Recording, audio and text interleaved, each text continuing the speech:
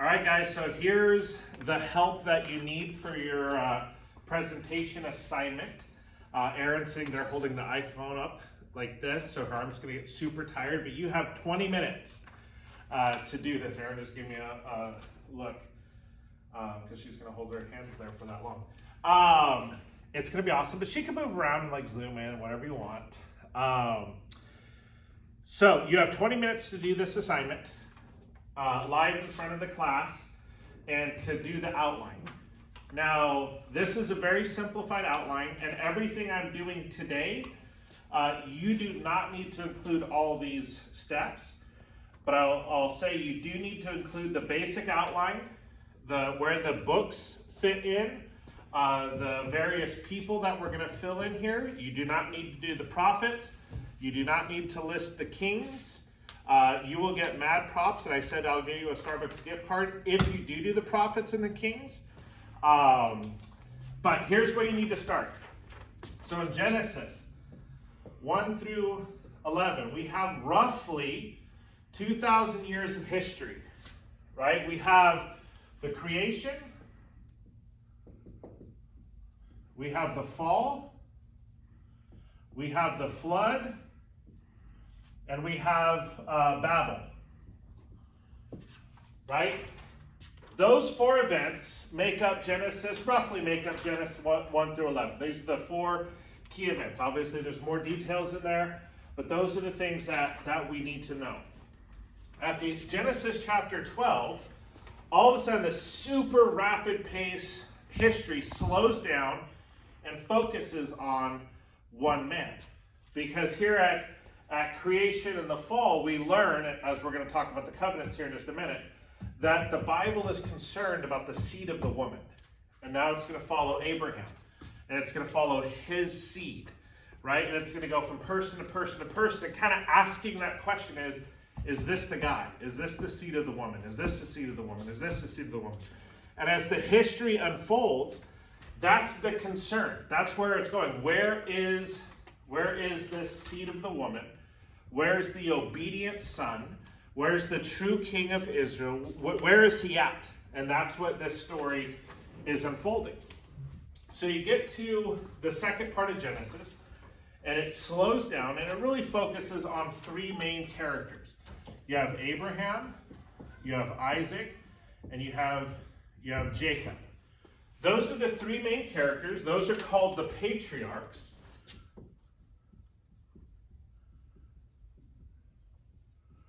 These are the patriarchs of Israel. These are the primary guys, most important guys in the Old Testament. Abraham, Isaac, Jacob.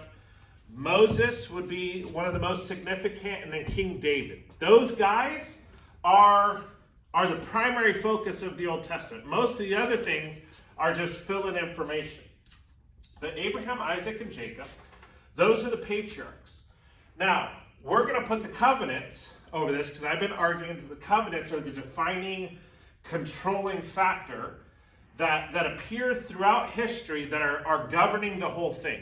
The covenants are what God is promising to do with man to bring about at the end of the story, the new heavens and the new earth. But here we see God show up in Genesis 12, 15, and 17 with the Abrahamic covenant, right? He calls Abraham, leave your father's household, your father's land, go to a land that I will show you. I'm going to make you a great nation, and you're going to be a blessing to all the peoples. And we argue that the near fulfillment of that was the people of Israel, was the land of Israel as we get to the conquest. But as we saw in Hebrews chapter 11 and Galatians chapter 3, that there's a farther fulfillment, right? That the author of Hebrews is boasting in Abraham's faith because he wasn't looking towards a physical earth and a physical kingdom. He was looking towards a heavenly kingdom. And that's why God is not ashamed to be called his God. So, Abraham's significant here. Then we get to Moses and to Joshua and to the book of Judges. right? Moses comes on the scene. Abraham or Jacob's sons are in Egypt in slavery. Moses comes as God's deliverer. And what's also significant about Moses is we have the Mosaic covenant, Genesis 19, right? We could say 20. It's a little bit more, but Genesis 19 is the focus. Genesis 20 is the Ten Commandments. You have the Mosaic covenant, covenant of Sinai, all of those titles that we talked about. This covenant is about God's presence dwelling with his people. Right? He gives Moses the instructions to build the tabernacle, all that. They're becoming a nation where God is their king. So we titled this a theocracy. Meaning God is their king. That's how God designed it. He was their king. Now, salvation was never obtainable through the Mosaic covenant. Salvation was always only attainable through the covenant of grace, which the Mosaic covenant pointed to. And what I mean by that is salvation wasn't ever obtained through keeping all the ceremonial ritual laws. These laws were designed to point you and to point Israel towards grace. So we backtrack a little bit. We go back to Genesis. We have here at the beginning, we have what we call the covenant of works. This is God telling Adam and Eve, of any fruit, of any tree you may eat, but not of the fruit of the knowledge, of the tree of the knowledge of good and evil. Well, they disobeyed, so in Adam all died, because he was our federal head. But in Genesis 3:15, we have another covenant that we titled Covenant of Grace. In Genesis 3:15, we have a covenant of grace. And we saw that was the beginning of the earthly side of what happened back here that we saw, we titled Covenant of Redemption. And we read in Ephesians chapter 1 that you were chosen before the foundation of the world. Right, that we saw that there was an agreement between God the Father, God the Son, and God the Holy Spirit to redeem a people, to bring that people into face-to-face, eternal, perfect fellowship with God in a perfect heaven and a perfect earth. Right, that's what happened here. So when we're asking the question, what is the Bible about? What is it getting to? My thesis was that God is redeeming a people and bringing those people into perfect, eternal fellowship with him. That's the storyline of the Bible. That's where it's going to. So we start with the covenant of redemption. In time, right, we see Adam and Eve, they broke the covenant of works. So the covenant of redemption is now, if you will, in a simplified form, brought into time through the covenant of grace. And then the covenant of grace gets further unfolded in the Abrahamic covenant, in the Mosaic covenant. Right, when we get over here, we're going to see the Davidic covenant. It's continued all the way to the new covenant. So we have the covenants here in this section. Then we come to the united monarchy.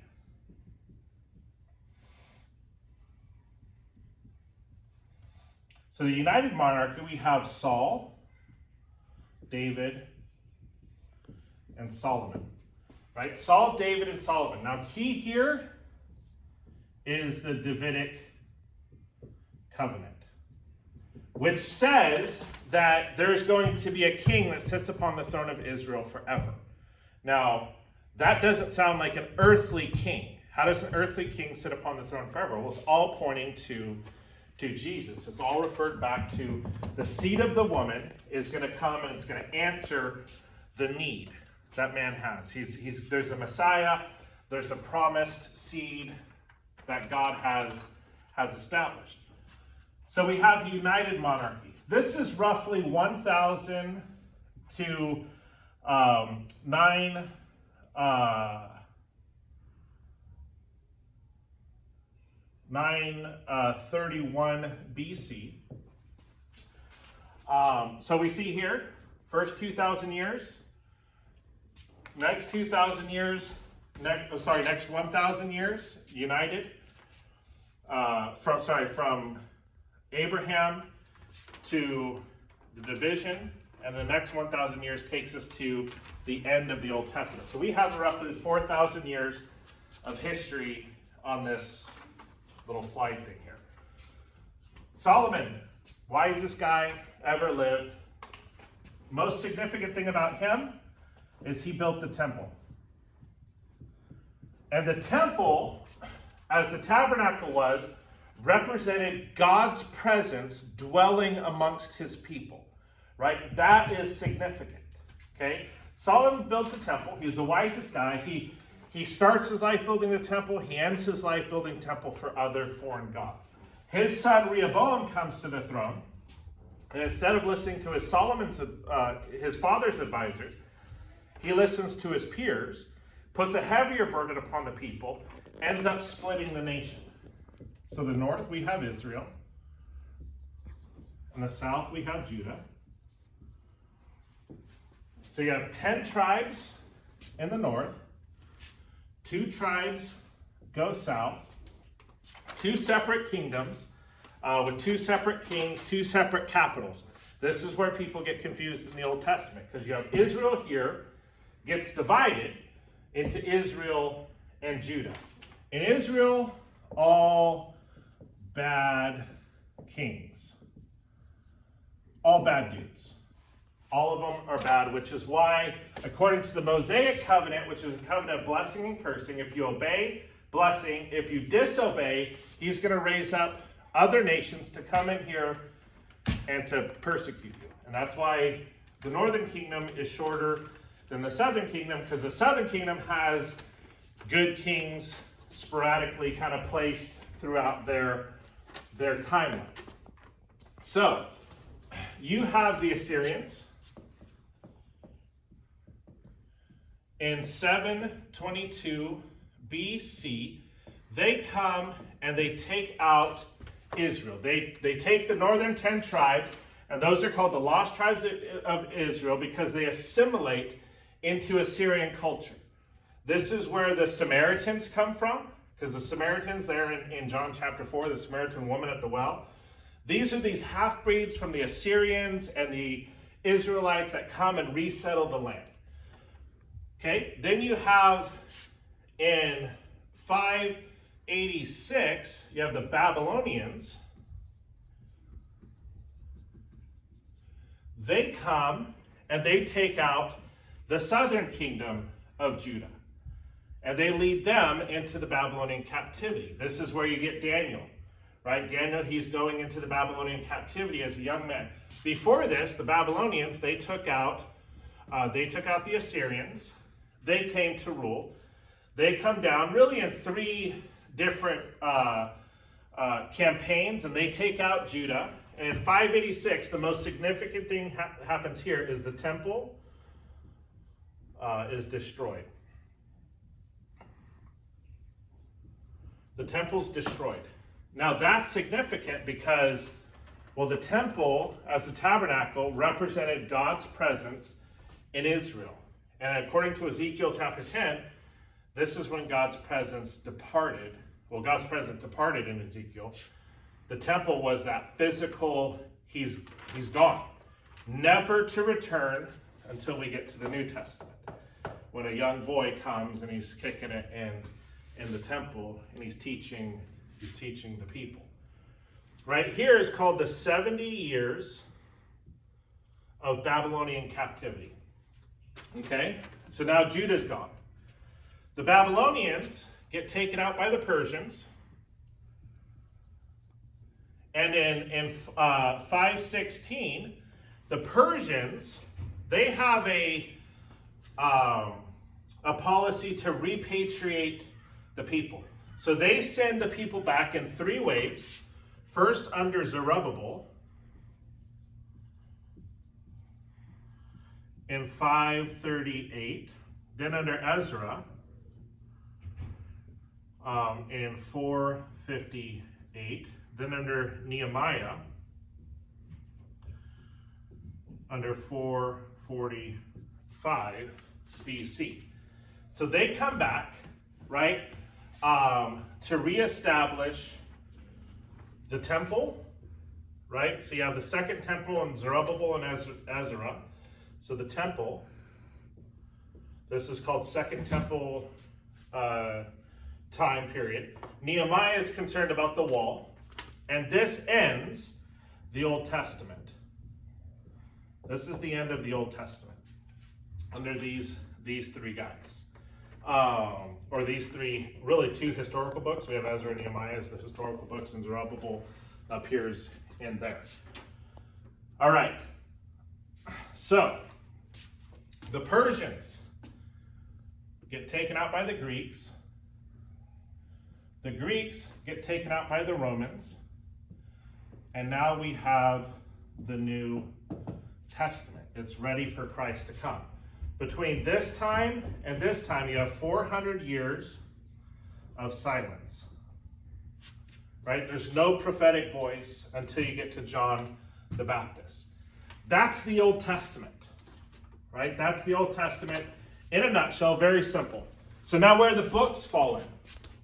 Right here, from Genesis to right about here, right, you have the Pentateuch,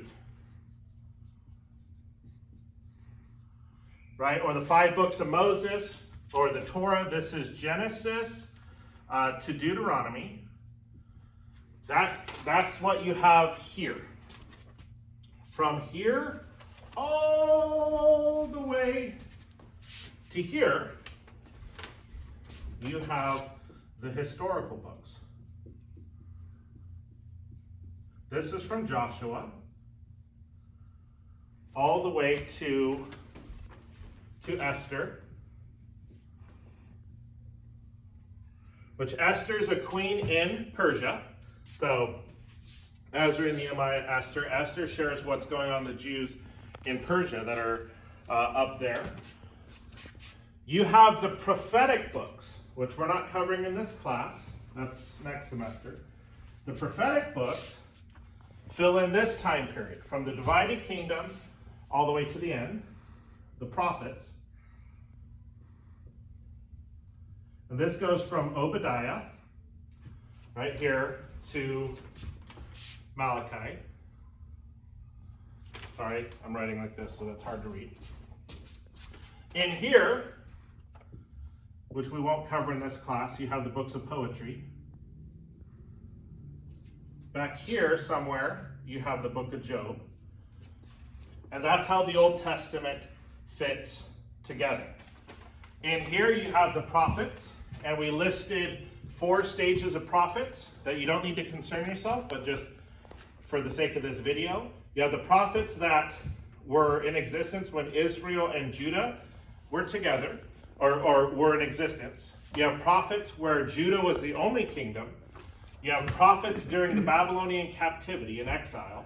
And then you have what's called the post-exilic prophets that prophesied during the period of the Second Temple, right before the coming of Christ. So that's what you have to do in a very simplified form, and at least highlight most of these main topics. You don't have to expound on anything, but you have 20 minutes. So